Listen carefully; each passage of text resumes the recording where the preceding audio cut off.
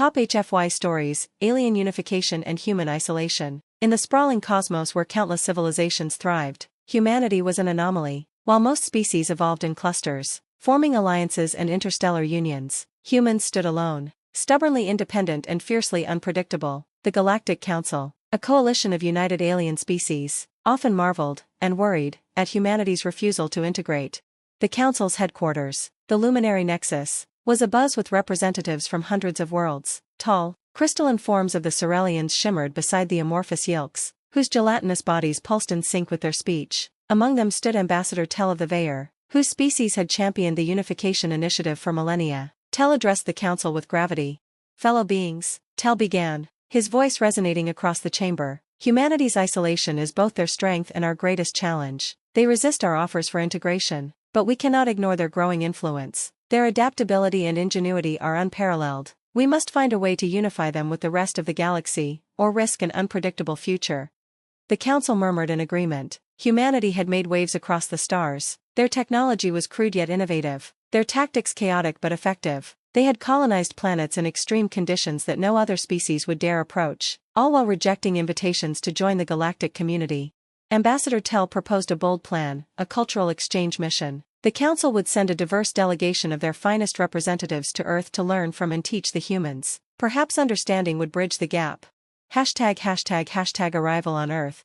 When the alien delegation arrived, they found Earth as perplexing as they'd feared. Humans were hospitable yet wary, curious but guarded. Cities buzzed with a chaotic energy that was overwhelming to the disciplined minds of the Cerealians and incomprehensible to the empathic Yilks. Among the delegation was Karin, a Cerealian historian fascinated by humanity's unrecorded complexities. She was paired with Dr. Elias Chen, a human xenobiologist with a sharp wit and a wariness for politics. Karin observed humanity's contradictions. "Your species is remarkable, Dr. Chen. You create art in the midst of war, thrive in chaos, and yet you cling to individuality over collective progress. Why do you resist unification?" Dr. Chen smirked, leading Karin through a bustling marketplace. "It's not resistance, it's preservation. Unity doesn't mean uniformity. Humanity values freedom, of thought, of expression, of choice. Joining the council might mean losing what makes us, us." The delegation spent months on Earth, learning its cultures and exploring its landscapes. They attended debates, visited spaceports, and marveled at humanity's relentless drive. But they also saw the shadows, conflicts, environmental struggles, and the strain of independence. ###the decision. When the delegation returned to the Luminary Nexus, their report was both hopeful and sobering. Humanity was not ready for unification, not yet, but they were not adversaries either.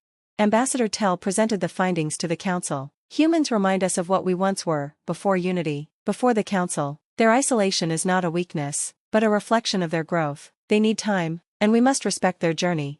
The council agreed, choosing to establish a new kind of relationship with humanity, one of mutual respect and cautious collaboration. They would not force unification but instead build a bridge for future understanding. In the end, humanity's isolation became a source of fascination and a challenge to the galaxy's sense of unity. For as much as the aliens sought to change humanity, humanity began to change them, inspiring individuality and innovation in ways they hadn't imagined. And so, humanity remained an enigma in the stars, a solitary force that reminded the galaxy of the beauty and chaos of freedom.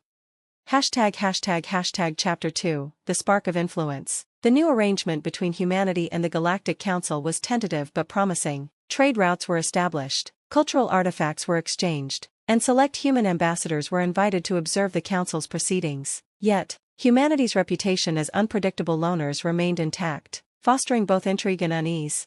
Among the ambassadors sent to the Council was Captain Mira Salazar, a former engineer turned diplomat. Her assignment was clear: represent humanity's interests without compromising its independence. Her counterpart was Ambassador Vyl Ran of the Cerealians, a seasoned diplomat eager to uncover humanity's secrets.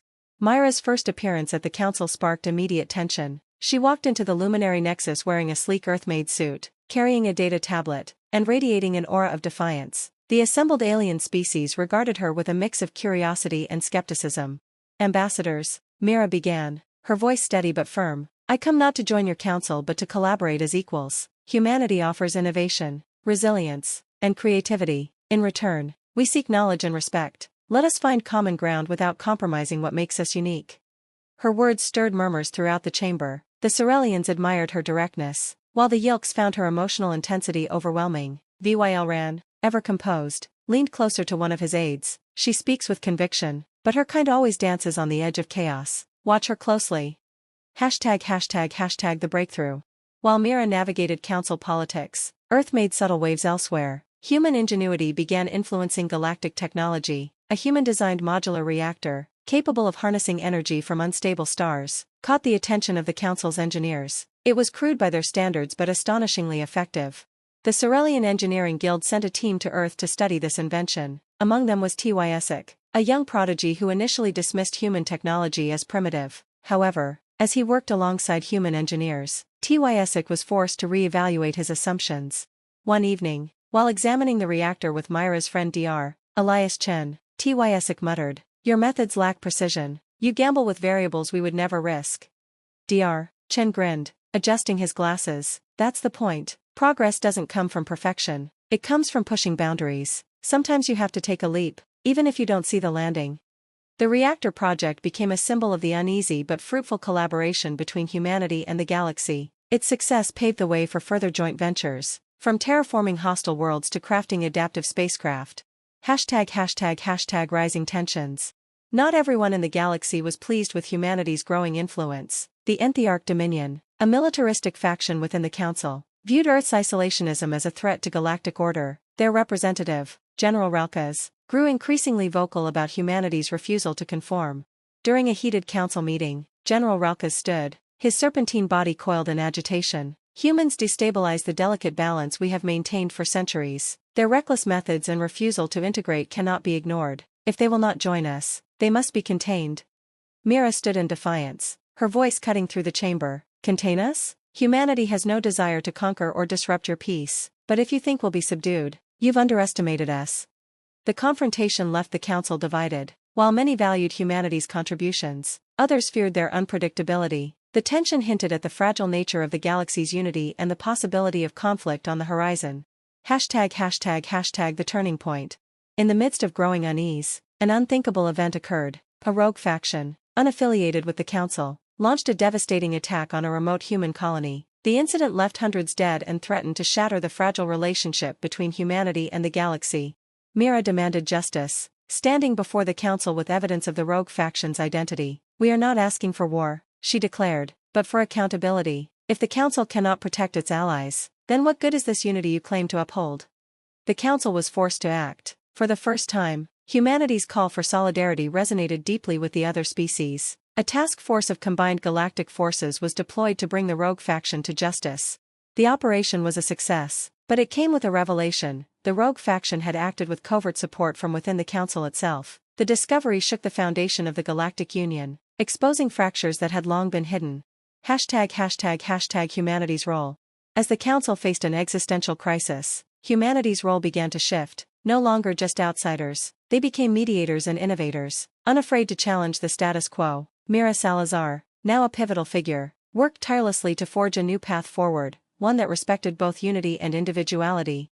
The galaxy watched as humanity, once isolated, began to unify others not through conformity but through collaboration. Their defiance became a beacon, inspiring change in a universe that had grown complacent. But as alliances deepened, so did the dangers. Humanity's unique position as both insiders and outsiders made them a target. The question remained: could they navigate the treacherous path ahead without losing what made them human? To be continued. #### Chapter 3, Shadows of Conspiracy. The revelation of internal sabotage within the Galactic Council sent ripples across the galaxy. Trust was fractured, and whispers of deeper conspiracies spread like wildfire. While some species rallied behind humanity's call for reform, others recoiled, fearing that Earth's influence had destabilized the fragile unity they had worked so hard to maintain. For Mira Salazar, this was both an opportunity and a burden. As humanity's de facto voice within the council, she was tasked with leading an investigation into the rogue faction's backers. Her team included Ambassador Vyl Ran of the Cerelians, the empathic Yilks representative Iriska, and T.Y. Essek, the engineering prodigy who had grown to respect humanity's ingenuity. The silent saboteur. The investigation uncovered troubling patterns. Resources, weapons, and classified data had been funneled to the rogue faction through shadowy intermediaries. The trail led to Terravox Prime, a neutral trade hub where legality was fluid and morality negotiable. Myra's team ventured to Terravox Prime under the guise of trade negotiators. The station was a chaotic sprawl of lights, sounds, and scents from across the galaxy. Vendors hawked wares ranging from exotic spices to illegal cybernetic enhancements. VYL ran, ever methodical, scanned the crowded bazaar. This place is a breeding ground for corruption. No wonder the trail ends here. Mira smirked, her sharp eyes catching a glint of movement in the shadows. It doesn't end here. It begins here. Through a mix of calculated diplomacy and risky subterfuge, the team uncovered a syndicate tied to several council factions. The syndicate, known as the Veil, had been exploiting the galaxy's unity for centuries, manipulating trade, conflicts, and alliances for their benefit. ####the Veil's warning. As the team delved deeper, they discovered that the Veil was more than a criminal network, it was an ideology. The Veil's leaders believed that true unity was an illusion, and that chaos and competition were the natural state of the galaxy. Humanity's rise, with its defiance of conformity, had inspired the Veil to act more boldly. A message from the Veil's enigmatic leader was broadcast across the Nexus, directed at both the Council and Myra's team. Unity is a lie. The galaxy thrives on struggle, not submission. Humanity has shown us that individuality and strength are what matter. You call us traitors, but we are visionaries. Choose wisely, stand with us, or be swept away by the tides of change. The broadcast threw the Council into disarray. Some members, disillusioned by the Council's flaws, began questioning their allegiance. Others blamed humanity for emboldening the Veil. #### a bold gamble. Mira knew that if humanity's name became synonymous with chaos, their fragile alliances would crumble. She proposed a risky strategy, lure the Veil into the open by offering a false alliance. The plan required precise coordination. Tyesic and his team would engineer a decoy reactor that appeared to offer immense power, enough to destabilize entire systems. Iriska would use her empathic abilities to sow doubt among the Veil's intermediaries. Meanwhile, Mira and VYL Ran would lead the negotiations, playing a dangerous game of deception. The trap was set on Erythian 6, an abandoned mining colony. The Veil's representatives arrived in sleek, unmarked ships, their presence a stark contrast to the desolation around them. As the negotiations unfolded, Mira played her role flawlessly, presenting humanity as opportunistic but pragmatic. The Veil's leader, a shadowy figure known only as Veil Kar, appeared via hologram. "You intrigue me, human," Veil Kar said, his voice smooth and calculated. "Perhaps there is a place for your kind in the New Order." Myra's lips curved into a cold smile. "Perhaps. But you'll have to earn our trust." #### the ambush. At the critical moment, the Council's task force, led by VYL Ran, sprang the trap. Cloaked ships decloaked, surrounding the Veil's fleet. What followed was a chaotic battle in the orbit of Erythian 6. Myra's team fought fiercely, blending human ingenuity with alien precision. Tyesic's decoy reactor overloaded at the perfect moment, disabling the Veil's flagship. Iriska's empathic abilities sowed confusion among the Veil's operatives, turning their cohesion into chaos. Veil Kar escaped, but the Council secured critical intelligence from the wreckage of his fleet. The Veil had been dealt a major blow, but the threat was far from over. #### humanity's challenge. The Council praised Myra's bravery, but the victory was bittersweet. The Veil's ideology had exposed deep cracks in the Council's foundation. Unity, once seen as unshakable, now seemed fragile and fleeting. For humanity, the stakes were higher than ever. Their independence, once a source of isolation, had become a beacon of hope and a magnet for danger. As Mira stood before the Council, she knew the path forward would be treacherous. "We didn't ask for this role," she said, her voice firm, "but we won't shy away from it. Humanity is here to stay, not to dominate, but to inspire. If unity is worth fighting for, then it must evolve. Together, we can build something stronger." The Council's response was divided, but Myra's words sparked a glimmer of hope. The battle against the Veil was just beginning, but humanity had proven they were more than outsiders. They were catalysts for change in a galaxy teetering between unity and chaos. To be continued.